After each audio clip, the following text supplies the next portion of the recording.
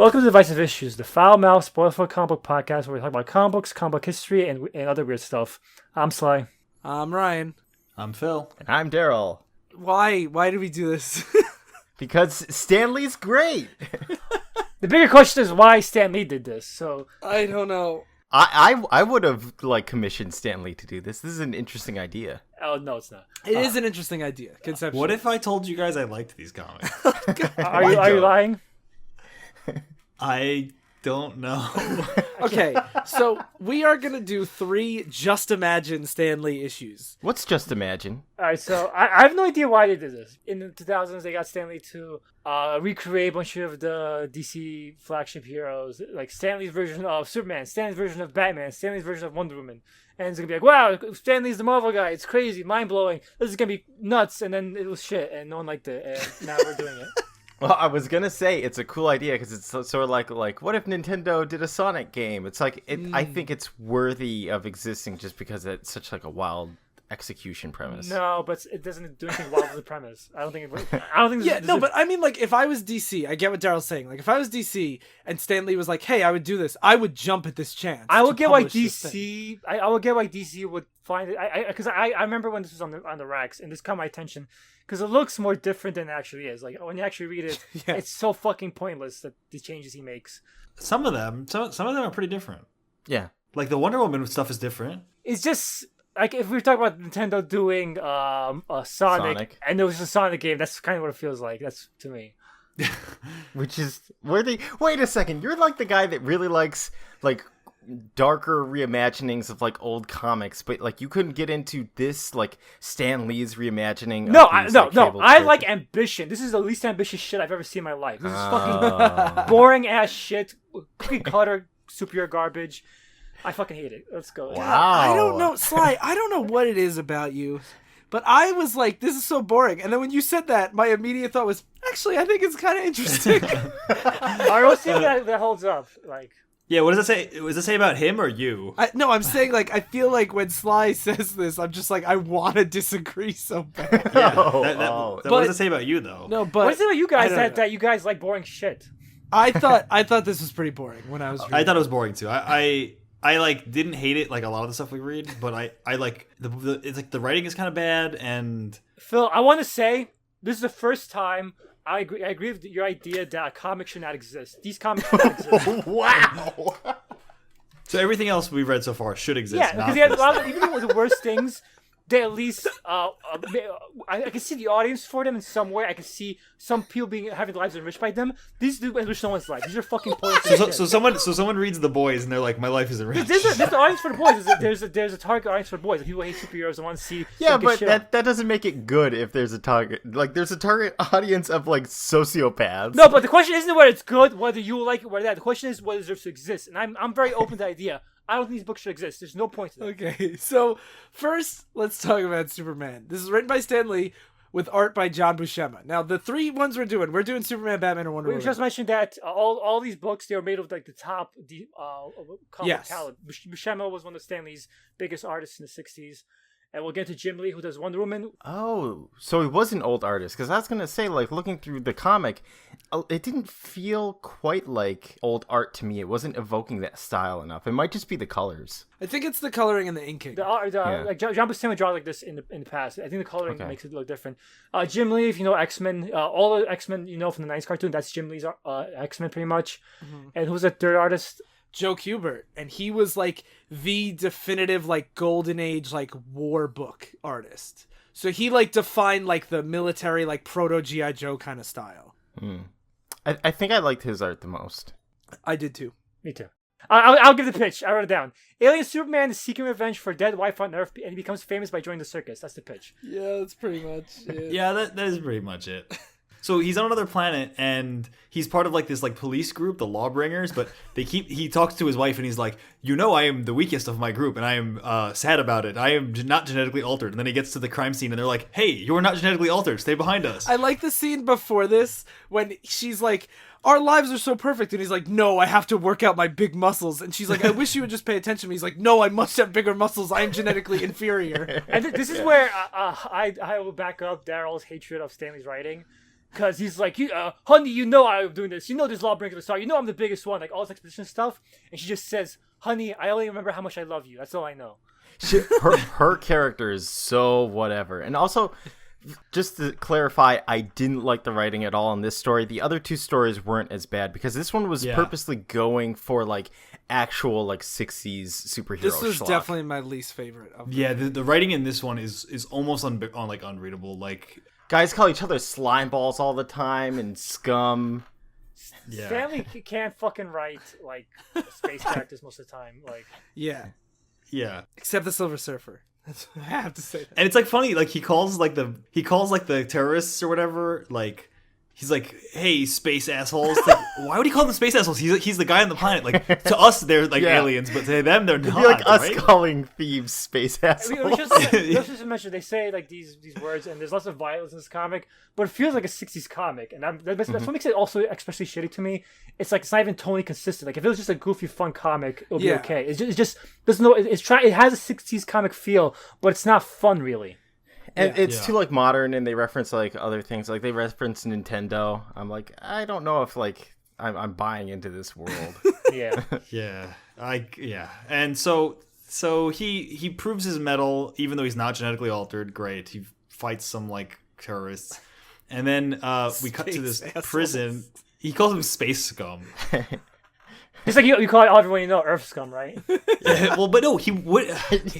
That's like us calling them space scum. Yeah, It is. I made that joke. I know, but yeah, It is definitely like that.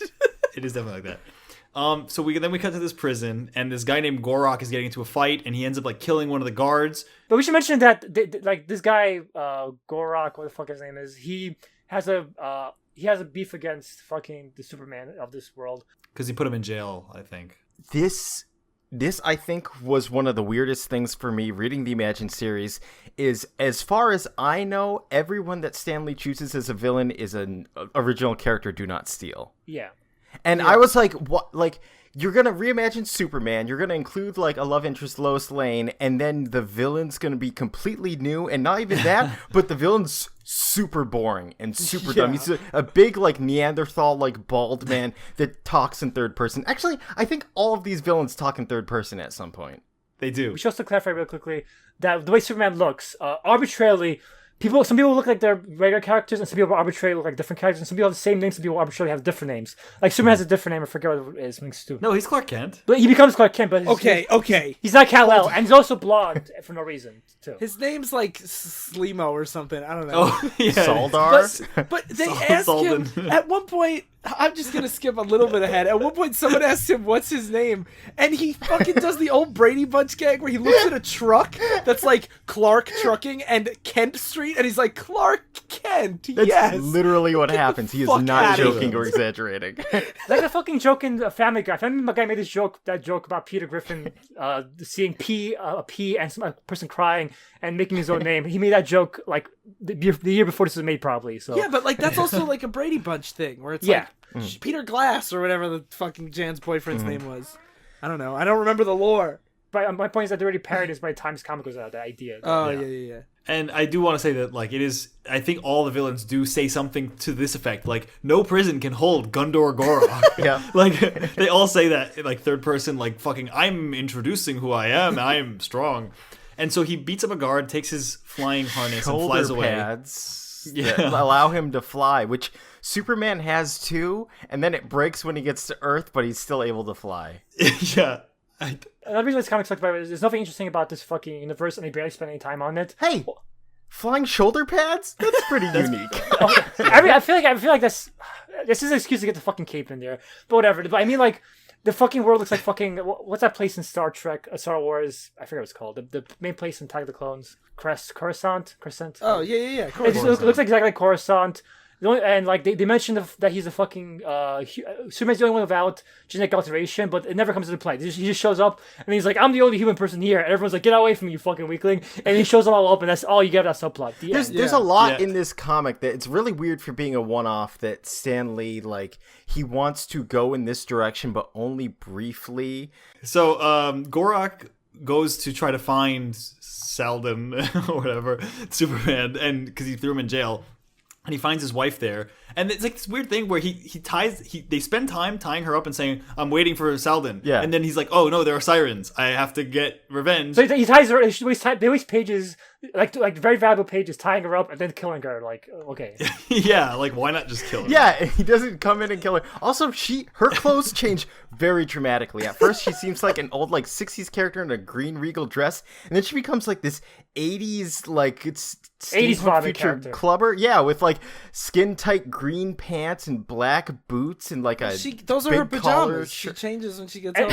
And she only shows up for 3 pages, and every single line that relates to her husband saying, "I hope everyone's okay. I can't help but worry about my I love husband." him. He's And then so she great. dies. It's the Bechdel test. And then she gets fridged. Yeah. So then, he leaves a note on her saying something to remember me by, and Superman or Selden comes home. Also, he has 2 Superman S's on his chest. I guess for Selden, his name is that a thing? Do you notice that? Problematic. So he just has S for his name on his chest, and he goes, "Layla is dead. Gorak killed her because of me." It's like, we know. He literally, Stanley writes everything out in words. I lost the It's one so who meant boring. more to me than anything else in the world, and then that's all the time he spends mourning. The rest of the comic is revenge. So Gorak runs. Oh, they say in the very beginning that their society has finally invented a space travel ship that can actually go to other galaxies because it warps or whatever. Yeah. So it's like this civilization just invented warp technology, and Gorak, of course, he's like, I'm gonna go steal that warp ship, and somehow this one guy kills all the guards. I love how he gets in there and he's like, I'm gonna steal this warp ship for 2. Who's gonna be the passenger? And by the way, as Gorak is taking over the fucking thing, Superman shows up and he's like, "Where is he? Where's Gorak? Talk!" And one guy's like, "Calm down. He's just taking over the space-time bender. It's okay. Relax. You guys under control. He's killing all of us, but it's okay, dude." I also don't understand how he's just Gorak's just a guy, right? Yeah, he's just a With guy. gun? Never explained powers. How does he He do might all be this? genetically engineered. I don't know. But there's an army. There's so an are the army of cops. engineers guy, and the only guy who can stand up to him is the non-genetically engineered guy. This fucking Superman guy. It's a metaphor for what I don't know, but Gorak's on the ship and he's like, I'm flying away, and then he sees Superman and Selden coming, and he's like, I'll just wait and open the door for him. So literally, He has a master plan. It's to take. I'm not exaggerating. But it Yeah, makes it's sense. so- He wants to kill him before he leaves. I want to kill you before you fly off. So he lets Selden on the ship, and he's like, I'm gonna kill you for what you did. And then he's like, take off time, and he's like, you're not strapped in. See ya. So Superman's not strapped in, and he starts to get flown around the ship. This is the first of 3 times he wakes up and is going to die. Yeah, and what's so crazy here is Gorak apparently lets him get knocked out by the takeoff, just sits next to him so close with a gun to him that he can get kicked in the face, and gets kicked in the face. And then they have this battle as the ship is crashing. It's heading towards Earth and it's about to crash into Earth. I don't know why. I don't remember why. The whole point It's because Gorak thinks. No, I'm confusing it with the Wonder Woman comic. I was like, Yeah, I don't it's know. more fun to crash the ship than to pilot it, but no. No, he just crashes it accidentally, and And then Superman gets knocked out again. And then he wakes up and the ship's underwater, and he's like, well, now the water, I can't get out because the water pressure will keep me in. But then he tries, and the door opens, and he's like, I shouldn't be able to do this.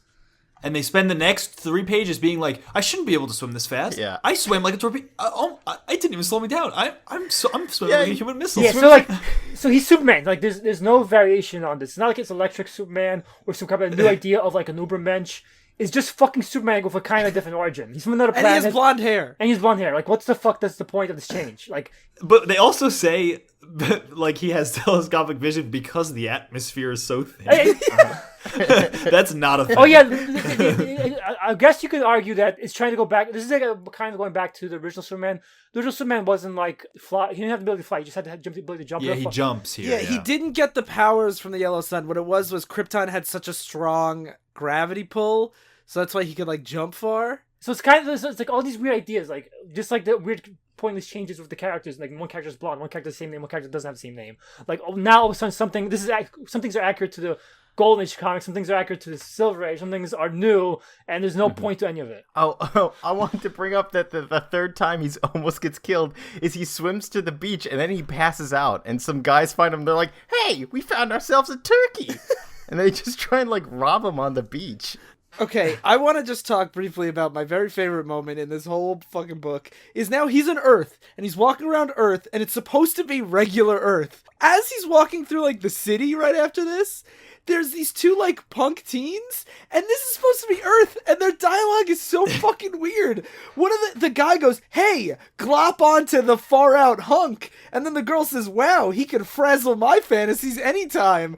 And I was like, is this like the future? Well, keep in no. mind, Stanley wrote like this back when he was writing 60s comics. Like he wrote like Mary Jane, like really fucking weird dialogue too. Like, But like glop onto this far out hunk? Yeah, I feel like this is what Sly was bringing up before, where it's just like there's so many like anachronistic things about this, where it's like it wants to be Golden Age, it wants to be Silver Age, to like both these time periods, and then there's like these cyberpunk talk of like new lingo for teenagers.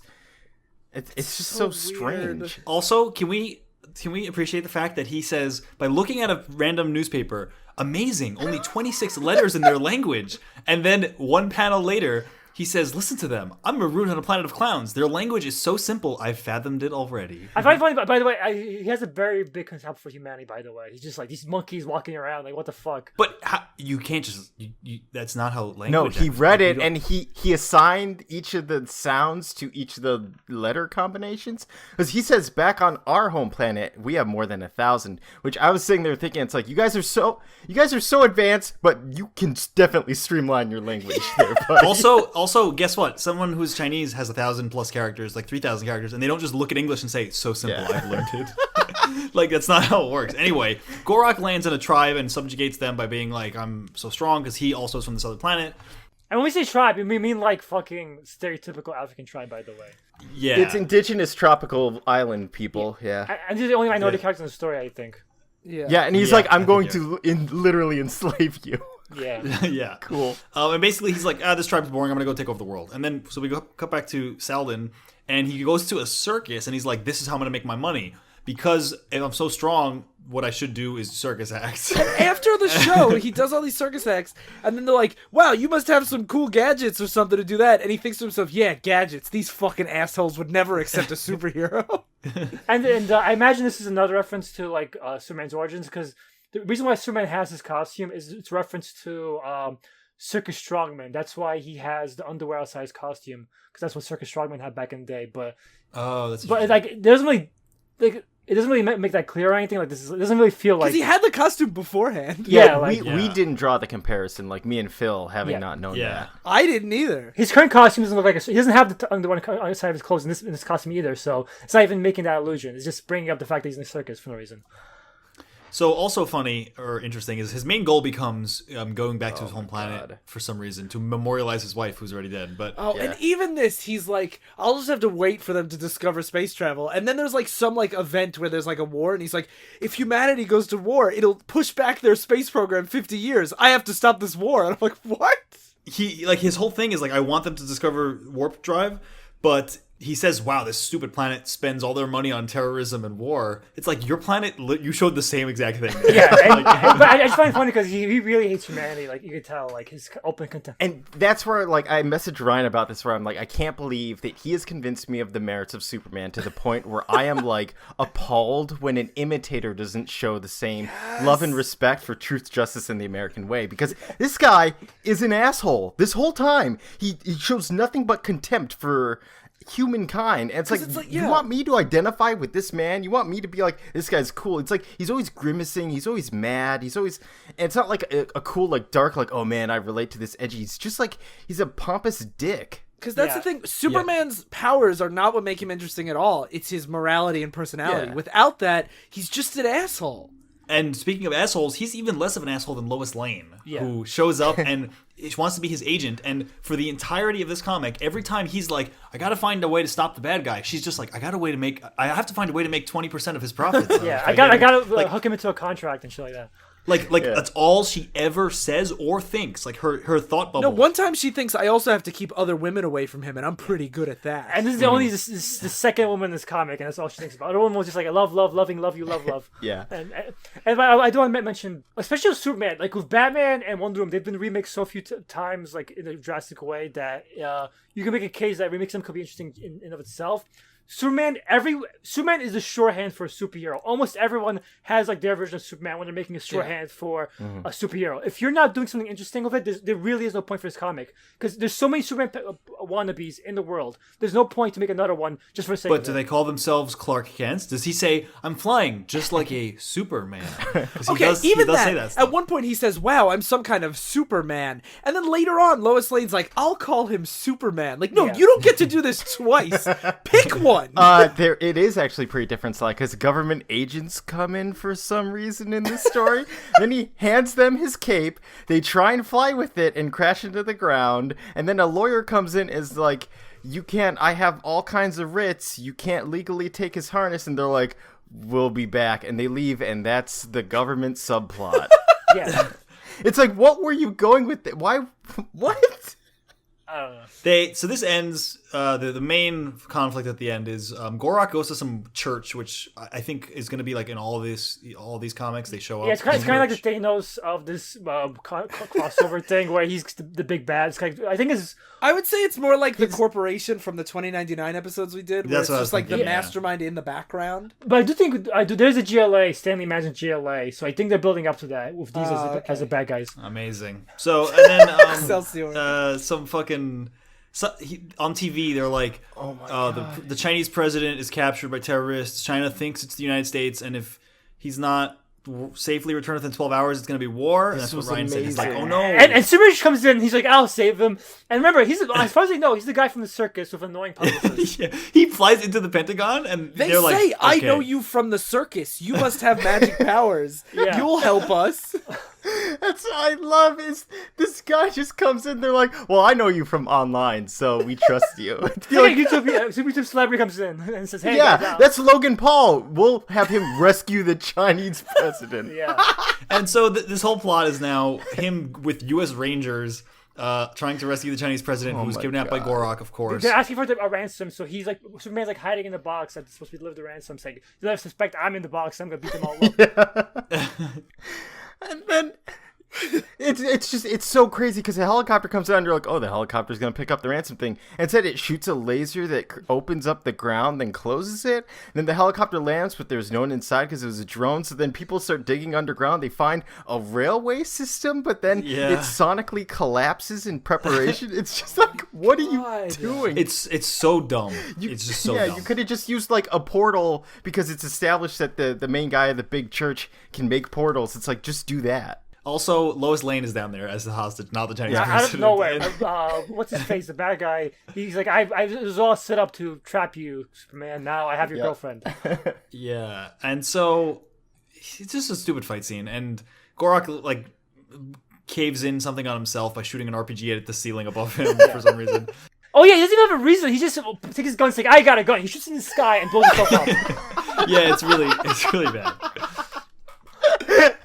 It's true. It's one shot. He kills himself. And then 1 minute away from the 12 hours, he sees the Chinese president strapped to a clock. Yeah, Superman uses his subsequent vision to see the Chinese president. I want to bring this up that Gorak gave him a hint that he's almost out of time to rescue the Chinese president, and Superman has to think about this. And I was like, how dumb is this? That there's like a man that's gonna a man comes with a gun, shoots you, and then you're like, you'll never find my treasure, even if a dog searched through my house. It's like, why would you tell him where he is? And then, so he's strapped to the like big hand on the clock. He jumps up and saves the Chinese president. Great. And then Lois Lane's just like, I want to give his rights over to Disney or something. And remember, the Chinese president says, I realize your government was blameless, and I'm grateful for the courageous rescue, which is like, I don't think that's how that'd work if a president was kidnapped in a foreign country, and they're like, your government's blameless. And also, Superman's like, Gorak could never have devised this master plan by himself. Who helped him? Who? And like, the master plan is he took a guy and tied him to a clock. Yeah. And he walks by the church as he's saying, I cannot find. Where do I look? Yeah. Da-dun. The end? Yeah, right. Got that typical snarky Stan in there. There was actually a lot of snarky Stan stuff, which is like... The first page is like, oh, we're translating this from intergalactic language because we're too lazy to write it. Yuck, yuck, or something like that. And then he makes that joke again. when the explosion happens from the bomb from the Chinese president, he's like, no lettered sound effect could do this justice, so we didn't bother. Scrupulous Stan. And remember, like, people are dying in this fucking story. This is not a fucking lighthearted story, really. Yeah. Okay, so I'm sorry I said it like this. Good. You should be sorry. It's not good. Okay. So now we're getting to the other one. This is actually the one I like the most out of all three of them. All right. So Batman is like he's a black kid before he's Batman. His dad was a cop, and he's dead, and they're at the gravesite and mourning his loss. And it's like a really stereotypical, like, bad inner city neighborhood where people are getting shot, and there's like, you know. See, I felt like people getting mugged. When you say about having to put interesting spins on comics and like present them in a different light, I felt like this one was one of the closest to doing that properly, where they're like, hey, instead of Batman being a rich white kid that grows up in a mansion, what if he's a poor black kid that eventually gets arrested? Here's why it doesn't work for me, because it feels exactly like a regular, like this is Luke Cage's origin pretty much. I was gonna say, okay, so the premise is Batman is this kid who gets falsely framed for a crime, so he goes to jail, then he gets out of jail, shaves his head and grows a beard, and becomes a vigilante. That's Luke Cage to a T. He looks actually a lot like Luke Cage now that I think about it. Yeah, that's not original character, Darryl, I'm sorry. Okay, no, I agree. But wait, I agree does Luke with you. Cage ever put on a bat costume and wrestle as under the name Batman? Oh, you got me. He's original character. I did like this one the most. I like the most, and I'll say it up front. Stanley is the best at writing street level characters. Oh, I agree. So like that's the only reason why this is the best one out of all three. Yeah, Hans is so realistic. This is the best villain too, hands. At least he's my fucking God. memorable. Gorok is fucking boring as fucking dishwasher. He's The villain I want to say about Hans is he's this big thug guy with two. He's a big white like gangster. He wears like a fedora, which is so weird because everyone else is like your typical like inner street ghetto. Yeah, and he Gangsters. has these big, like, orange gloves, and his name is Hands, and he crushes people with his hands, and he has a big, stupid jacket that on the back says hands and feet. No, it says hands, no feet. Yeah. Even better. And it's hands with a Z, by the way. Oh, of course, Yeah. of course. Yeah, Hands is easy. So it's a very gritty neighborhood, and after the funeral, they see Hands mobbing somebody, and the mom's like, "You should stop beating up that poor man." And Batman, the future Batman's like, "No, mom, let him do it. Like this is the way it is on the streets. Dad didn't learn how it was, but I do. I'm jaded already." So he goes to his job. He's like, "This job fucking sucks." He works at a shitty convenience store. And as they're walking by, conveniently, Hans walks by, and conveniently, he gets a drive-by. And before the drive-by happens... People are driving by trying to shoot Hands, which is one of like the weirdest things because you're like, good? I guess. When that happens, you get your rifle. Yeah, it's like gang rivalry. Yeah. And so one thing I find funny is, like, you can tell Stanley's stretching for fucking dialogue because Hans and his girlfriend are walking by, and his girlfriend's like, "Listen, do you hear a car gunning its engine?" And Hans is like, "Yeah, so what? Some dude's jumping a light is all." Like I'm not even going to justify looking over and see what's going on. I mean, that's such a stupid statement, girlfriend. And then finally he turns around and says, "Oh yeah, a car is coming for us. We're gonna get shot." And then fucking Batman's in the future Batman's in the store. Oh, don't you mean William Wayne or whatever? Yeah. William Wayne. And William Wayne's like, "I gotta..." Or Wayne Williams, sorry. Yeah, completely different. William Williams is like, "I gotta go save the girl because Hans go make sure to save himself instead of her." Which was, I feel like this is, I mean, these stories themselves have a lot of problems, but it's like, you have one scene where he's walking with his mom and he's like, we can't step in and do anything about this. And then there's someone driving by shooting at Hans and his girlfriend. And then that's when Batman decides to intervene. Yeah, when Hans is in danger. You're like, what? So after Wayne saves the girl from the gunfire, Hans is like, "How dare you fucking save my girlfriend, you fucking piece of shit!" And just starts smacking his face, and then Wayne starts trying to fight back, and he just starts breaking his hands with his. And Yeah, they like, he's like, "You know why they call me Hands?" And he crushes his hands with Hans' hands. And what's funny is he doesn't actually suffer any long-lasting damage from this, but there is one full page of Hans talking to him as he's breaking his hands. So I was like, wow, this must be building to something, and it didn't. And so Hans is like, "That fucking piece of shit tried to save my girlfriend. I can't fucking get over it. I gotta fucking frame him for robbery." So I'm not going to be some beta cuck. Can't even kill him. Frames him for robbery. He has people show up at the convenience store and say, "Hey, Wayne, thanks for telling about the spot. Thanks for setting it up. Now we're robbing this guy for you." And they knock him out after they shoot the clerk. And put a gun in his hand. Yeah. And now they're like, and this way Wayne gets sent to jail. Okay, the whole fucking jail stuff I love so much. First, we see them, I don't know if this is first, but in one scene, they're in, like, the yard, and there's this, like, old scientist guy, and somebody, a big tough guy comes over, and he's like, "Listen, this is the weightlifting yard. You're either a lifter or a liftee." And the guy's like, "Well, I'm too old and feeble to lift." And he's like, "Then you're a liftee," and he uses him as weights. Yeah. Yeah, like just very regular jail dialogue. Yeah. We should mention that another reason why this is dated is Stanley, when Stanley wrote comics, we mentioned how back then no one wrote superheroes like to be really like realistic. They were all like, "We're heroes. We're gonna save the day, saving the day. We love saving the day. We're together all the time." And Stanley gave personalities. Stanley never did the same for villains. Villains were always like, "I love being evil. It's so good. Yeah. I'm so evil." And Speaking in third person. so that's how he writes every villain in the story. Every villain's like, "I love being evil. You dare save my girlfriend? Fuck you. I'm gonna frame you for." Every villain's Gorok. They just want to conquer the entire world. Yeah. What about the best friend that he meets in jail, aside from that scientist? First, you have to mention that the scientist was the lift. Oh yeah, so Wayne he steps in and stops him from being lifted more, and they become friends. Yeah, and just to back up Darryl, they established in the first scene this guy doesn't get involved, and then he gets involved every single scene after that. It's just incongruous. So then his new friend is actually a bat that flies into his window. Yeah, he's Like, sitting there and he's like, "How am I supposed to pass the time? I'll count all the bats." And then like there's breadcrumbs, and one of them comes to hang out, and he's like, "You're my only friend now, bat." Yeah. Well, he feeds him part of his food every day until he's. I think it's kind of nice. Yeah, I actually like that. It's like it's very like cliche. Like I feel like happening like when I don't know if it's Shawshank, but there's one movie where they befriend the rats or something like that, and they have a pet rat. But like it's kind of a nice. You're thinking of Harry Potter, I think. It's nice humanizing. You think of moments. Green Mile? Green Mile. That's it. That was one of those things where I was waiting for, like, knowing Stan Lee, I was like, is this bat going to bite him? He's going to turn into a Batman? I was waiting for that the entire comic. No, it doesn't go that different, unfortunately. That would have been awesome, though. So then the scientist is like, "Oh, you should work out," and Wayne's like, "That's right, I should work out." So he starts working out. And they have this whole montage where they're like, he worked out better than anyone's ever worked out. I swear, that's what it says. Yeah. It's like, no prisoner gained muscle mass faster or more powerfully than Wayne Williams. Like, he's really good at working out. I mean, that's like also kind of what real Batman does, though. Like, where it's like, he's just so good at everything right away. He trains so hard. But didn't he start doing that since, like, a teenager or something? Yeah, they justify it that way, but it is still dumb that someone's, like, just the best at whatever he wants to be the best at. I will back up, not to back up too much, because Batman is a superhumanly, freakishly good character.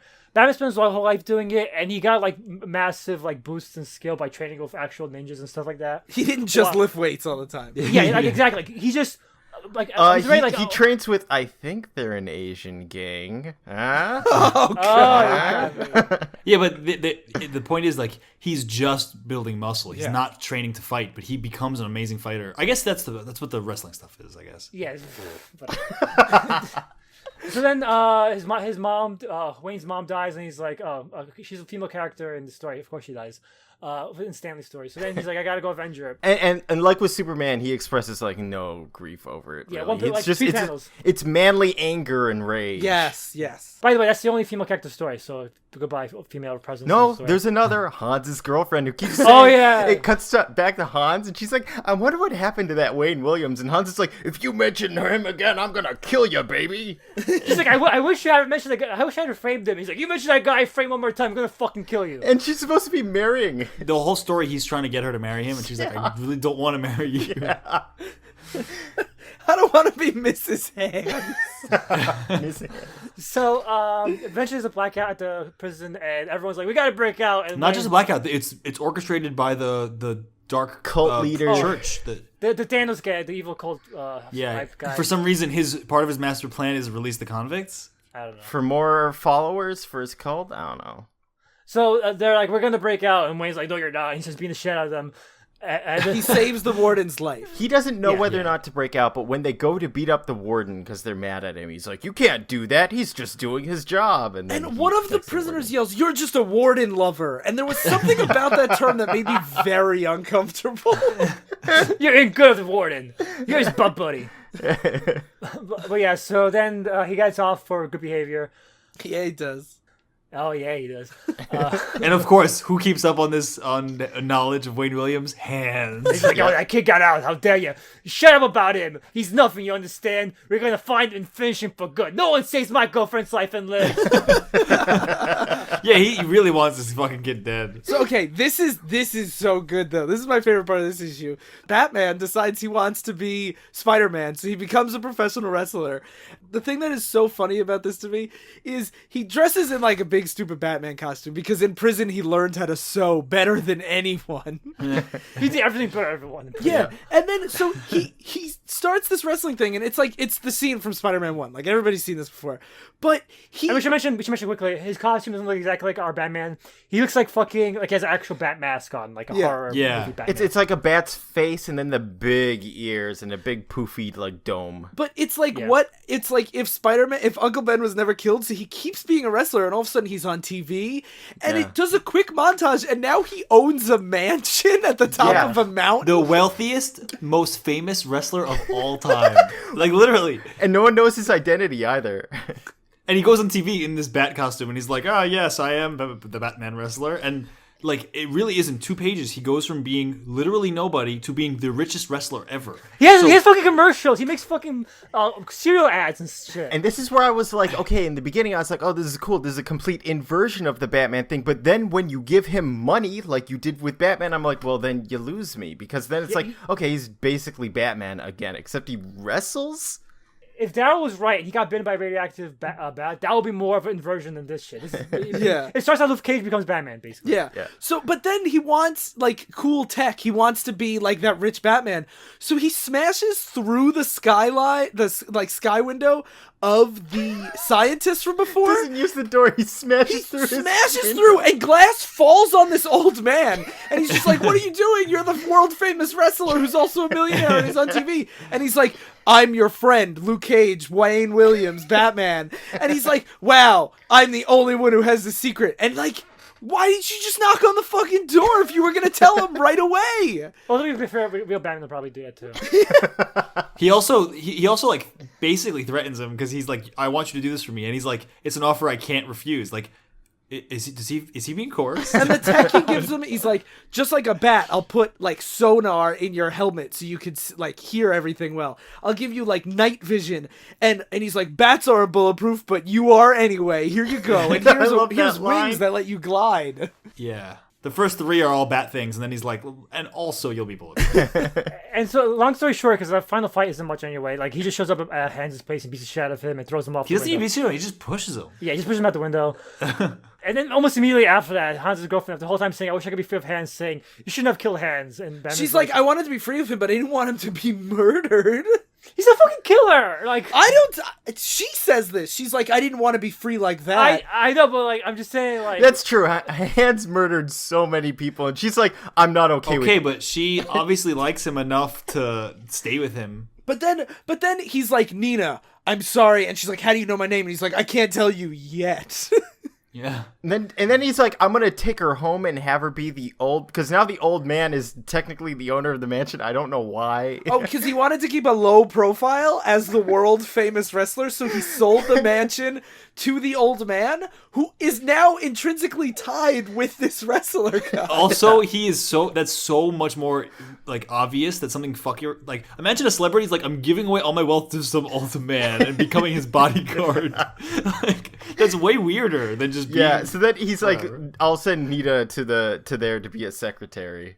Oh, a secretary, like every scientific researcher needs. And then it ends with this like really weird montage. This is such a weird montage. Yeah. This end is so strange to me. Like, it's just like, so it's a picture of him in the newspaper saying Batman strikes, and it's his face. And then it's just like all these pages of the newspaper flying into this person's hands, and she just litters it on the ground, and it flies into some cop's hands. She spooks a taxi driver at it. She goes, bah, like Batman, and then it... So this was the backup story. This is the backup story. This is like what they had to pad the pages out. Oh, so they had to pad the pages out, so they have this newspaper fly around the city, and then it ends up on his kids, and the kid's like, I'm Batman, using the printed Batman on the newspaper.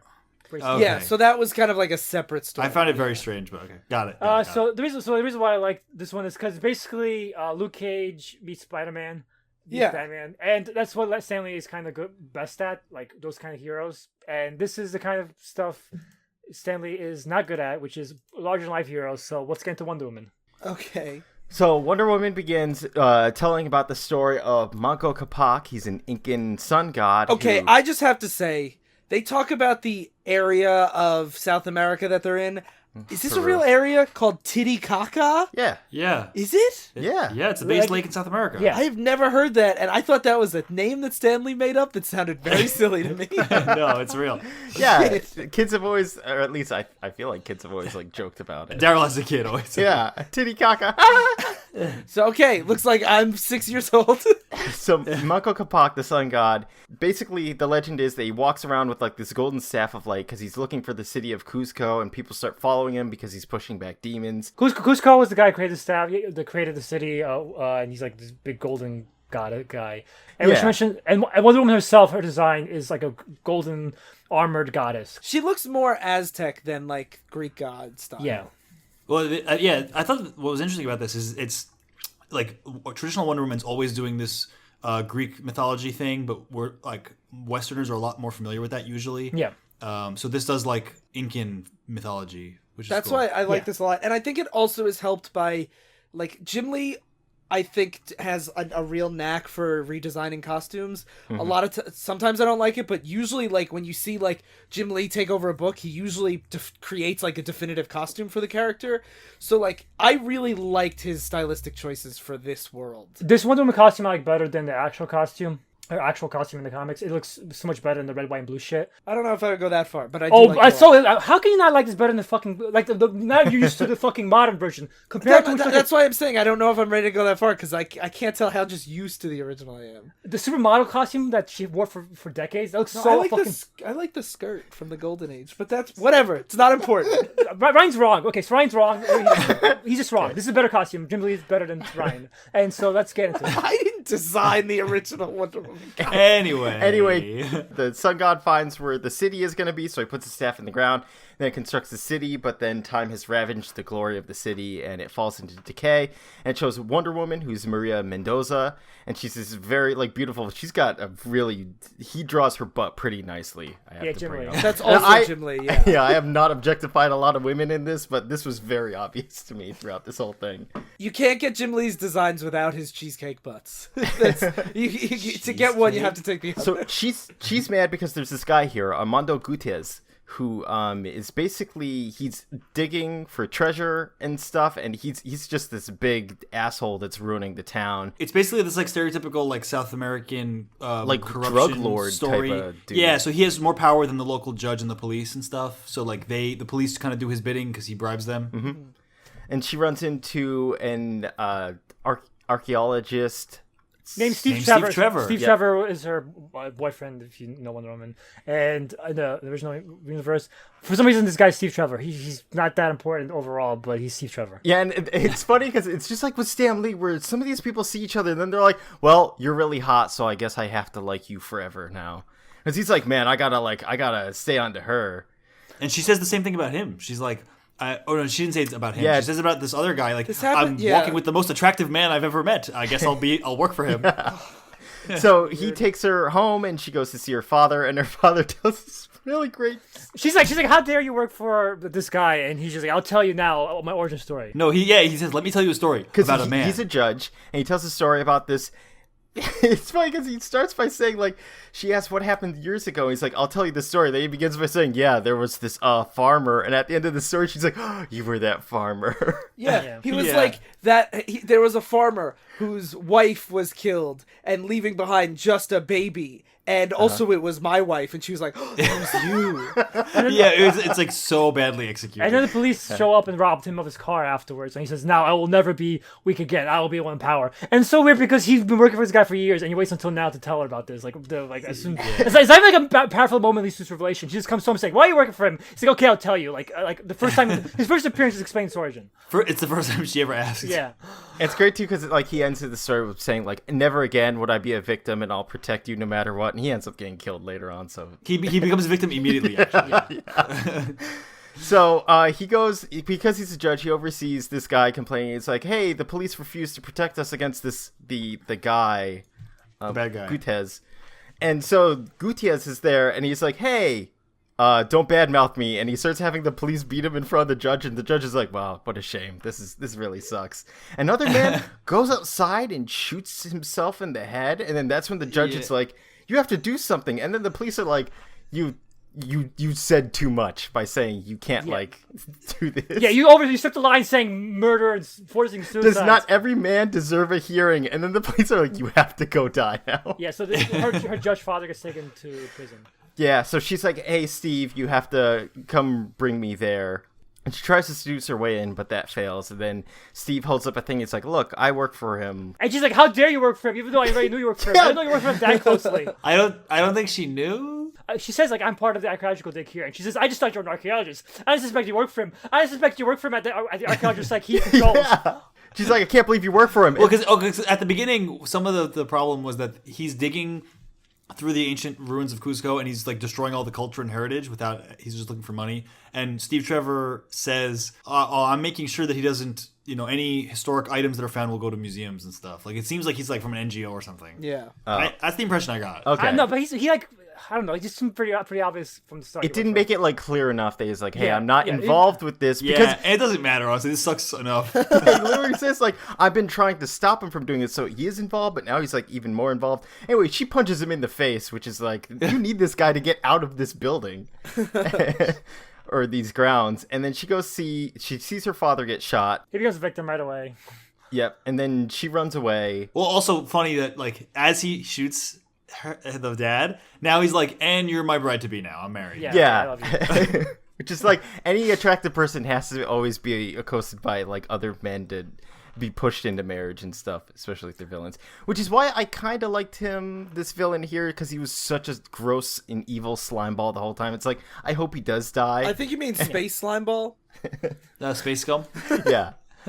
So anyway, Steve takes her to this site underground where there's all like these ruins, and he starts telling her that Gutierrez has been trying to get all of his hands on them so that he gets a magic power, and then Steve gets shot. Yeah, but that's interesting here is like, that's not that interesting, but like, this is where it shifts from like he's looking for treasure to he's looking for a magic item that will give him absolute power. Yeah, it's like there's 6 of them, and 2 of them have already been shipped to America. And then he gets shot. And then on the ground, it releases this big demon. And then Gutierrez, again, I like this where it's just like, yo, I'm so evil, you're my master now, demon. Or I'm your master. No, I'm your master. Yeah, and he literally like looks at this giant like evil spirit that's like this like monstrous thing that's like purple and big and ethereal. Yeah. And he just goes, seize me, give me your rage, grasp me in your foul embrace. And it does, and it just gives him the power. Yeah. And then another demon comes out and he's like, and I'm absorbing you too. And he just does. And then another comes out, he's like, oh my god, like for the first time in ages, I sense an evil greater than mine, because this guy's just so evil.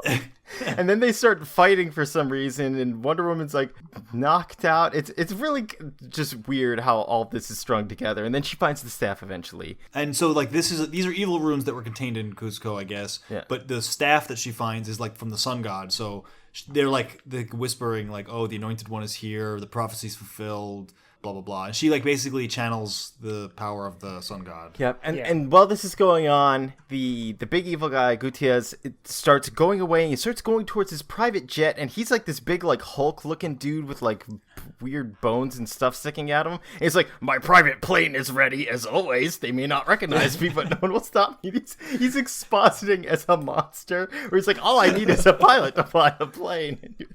Yeah, there's not enough fuel. There's a lot of fuel to reach Los Angeles. Well, I will find the other 2 routes. Yeah. It's like, shut the fuck up, Stan Lee. Like, Yeah. He's such a bad writer. And then she Wonder Woman's back to Maria real quick just to see Steve die. And he's like, you have to do stuff, like, you have to protect the world. Yeah, it's so fucking dead. He got shot like pages ago, and finally he's dead. Yeah. And then she feels sad. She wants to give up. But then the staff comes again and is like, hey, you're the one that I chose, which is like kind of what it did before. It just goes more in depth now, which again is weird because then she accepts it. And then she's like, oh, I'm Wonder Woman once again. Yeah. But like Stanley could have Condense these pages a lot I feel more. like he doesn't work well with like 40 pages because he starts Yeah. repeating himself, or like you can just cut out some things like the one whole page of hands crushing Batman's hands. It's like, just get rid of that. You don't need it. I should mention briefly that Stanley generally sucks in really long comics. His best comics are usually his really short ones, because I feel like he does better with a small amount of space, because he really pads it out with bullshit. I think his strength is when he does overarching narratives in 10 to 20 page chunks, where it's like, here is one complete story that feeds into a character narrative, but like stretching one plot to 40, 50 pages, he really struggles with. Well, when we get to next week, we're gonna do a good Stanley stories to try to justify why he's so revered. But like, Stanley is never great as an individual issue. There's very few individual issues you can point to saying Stanley's a good writer. He's better as writing arcs, as he develops a character over time, because he does that better than a lot of people. More character work than plot work, for sure. Yes. Yeah. Which we should also just clarify that these are longer issues, so like 50 or so. And they feel fucking long too. They feel so long, yeah.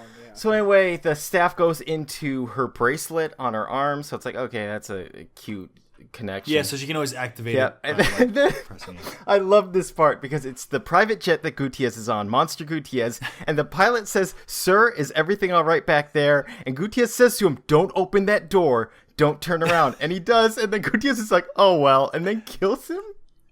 Like, he's like, "Don't look at me," and then he looks at, he's like, "Oh, I'll just kill you anyway, whatever." And then I'll just crash the plane because I don't care. While this is happening, a reporter is like watching this, saying, "Wow, look at this fucking crazy shit. There's a Wonder Woman flying past too. This is crazy." And this guy, he's not Steve Trevor, but he looks exactly like Steve Trevor, and he's a comic relief for the comic Steve Trevor was back in the Golden Age.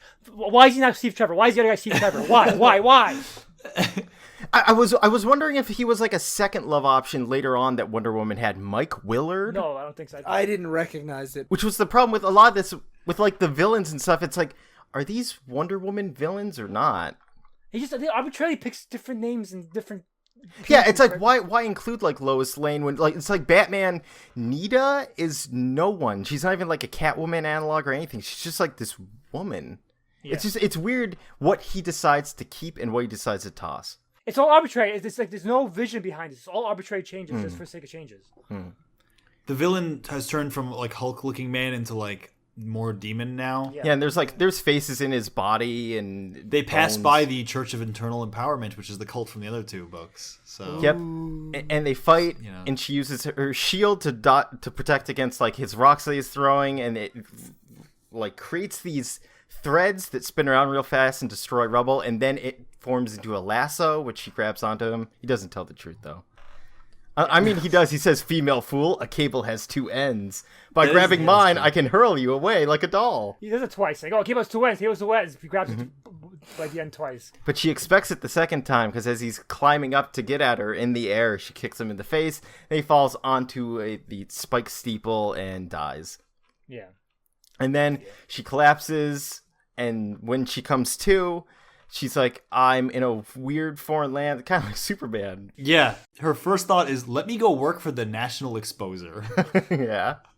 And then as she walks in, the guy is like, wow, she's so fucking This is hot. one of my least favorite scenes I've ever read in a comic book, ever. The writing is so bad. Yeah, and he's just like, she's so hot, and then she's like, he's so hot, and then he says like, "You have to work for me to get Wonder Woman," and she's like, "Okay," and he's like, "You're hired." It's weird. It's weird because he says, "You have to help me find Wonder Woman." And she's like, "That shouldn't be hard. If you get a Pulitzer, what will Wonder Woman get?" And he's like, "She'll be hounded for the rest of her life." And then she's like, "I guess it won't be that easy then." She basically is going to Peter Parker herself. Yeah, well, what happens is first, he's like, "Do we have any more people to interview? No one's qualified." And then she walks in, he's like, "She's so hot, you're hired right away." Yeah. Yeah, he literally says, "Can you read and write?" And she says, "Yes." And he's like, "You're hired." Yeah. And then when she's like, "I guess it'll take a long time to find Wonder Woman," she's like, "Don't worry, that's more time for me to ogle you." And then it ends. Yeah. That's why this is in a way, this is the worst out of three, like writing wise, because the premise is different. It's actually different. It's taking a different direction. It's different mythology. It's a cool new look, completely new characters, a decent villain setup. It's a very dark story too. It's very about this culture being subjugated, and finally the person kills all these people to get power. And it really, really brings into contrast Stanley's shit writing, more so the other ones. The other ones feel more 60s and 70s in style than this one. This feels more modern. This feels like it should be better than it is writing-wise. Are you, when you're talking about writing, are you bringing up like what the dialogue is or the plot points that Stanley Dialogue. chooses? Like, the dialogue is so terrible. Like, it feels like a 60s comic, but it looks so modern. The art, Jim Lee's art style I think having Jim Lee does push it that way too, because Joe Kubert and John Buscema are classic older artists. Yes. Where Jim Lee is very much a modern artist. This definitely is more of a modern one. For me, I feel like having come off of Superman, I was like, this is a very clear step up for me. Yeah, I agree. I felt So the same way. I enjoyed it all. I still like the Batman one more, but I did like this one way more than Superman's. Superman is just shit. I like this one on the premise the most. Yeah. I For think. me, this is the most worthy of existing. This one justifies existence, but I think it brings all the talent put into it that's not Stan Lee's, makes Stan Lee's contribution stand out in the worst way. I now know if Sly was a supervillain, that'd be his thing. Can you justify your existence to me?